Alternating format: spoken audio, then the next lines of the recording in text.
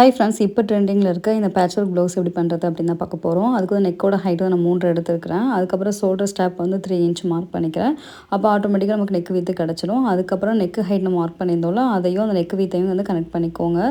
இப்போ நெக்ஸ்ட் வந்துட்டு கீழே வந்து ஒரு 9 இன்ச் ஹைட் வந்து மார்க் பண்ணிக்கிறேன். அதுக்கப்புறம் நம்ம நெக் வித் மார்க் பண்ணியிருந்தோம்ல, அங்கேருந்து ஒரு 1.5 இன்ச்சுக்கு வந்து ஃபஸ்ட்டு மார்க் பண்ணிவிட்டு, அதுக்கு கீழே அப்படியே ஸ்ட்ரெயிட் லைனில் வந்து மார்க் பண்ணிக்கிறேன்.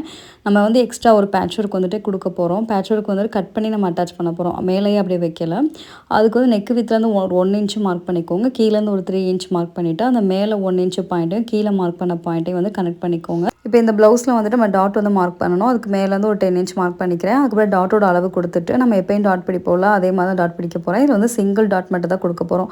இந்த ப்ளவுஸ் பேட்டர்ன் வந்துட்டு ரொம்ப உங்களுக்கு 3 டாட் ப்ளவுஸ் மாதிரி ரொம்ப ஃபிட்டாக உங்கள் பஸ்ட் வந்து எடுத்து காமிக்காமல் நார்மல் ஃபிட்டிங்கில் இருக்க மாதிரி தான் இது இருக்குது. அதனால் நம்ம எப்பயும் போல் மார்க் பண்ணுற மாதிரி மார்க் பண்ணிவிட்டு கட் பண்ணி எடுத்துக்கிறேன். சீம் அலவன்ஸ் கொடுத்துட்டு அதை சென்டரில் வந்து நம்ம பேட்ச் ஒர்க் கொடுத்துருந்தோம்ல, அதை மட்டும் கட் பண்ணி எடுத்துக்கோங்க. அதுக்கப்புறம் டாட்டுக்கு எப்பயும் நான் அந்த நாட்ஸ் கொடுப்போம் மாதிரி கொடுத்து வச்சுக்கோங்க.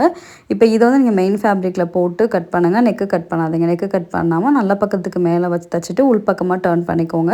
இப்போ நம்ம கட் பண்ணி வச்சுருந்த ஃபேப்ரிக் எடுத்து போட்டுக்கோங்க. அதோட எக்ஸ்ட்ரா ஒரு 1 இன்ச் அளவுக்கு சைடில் வந்து எக்ஸ்ட்ரா கட் பண்ணிக்கோங்க. கட் பண்ணிவிட்டு நம்ம ஏற்கனவே தச்சு வச்சுருந்தோம்ல, அந்த ஃபேப்ரிக்கில் வச்சு தைக்க போகிறோம். அதை வந்து இந்த மாதிரி கரெக்டாக நான் எப்படி வைக்கிறேனோ அதே மாதிரி மெத்தடில் வைங்க.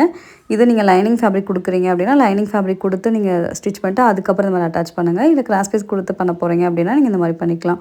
இப்போ பேட்ச் ஒர்க் அட்டாச் பண்ணதுக்கப்புறமா டாட் பிடிச்சிட்டோம் அப்படின்னா இந்த மாடல் ப்ளவுஸ் வந்து ரெடி ஆயிரும். இது சிம்பிளாகவும் ஈஸியாகவும் இருக்கும். கண்டிப்பாக நீங்கள் ட்ரை பண்ணி பாருங்கள்.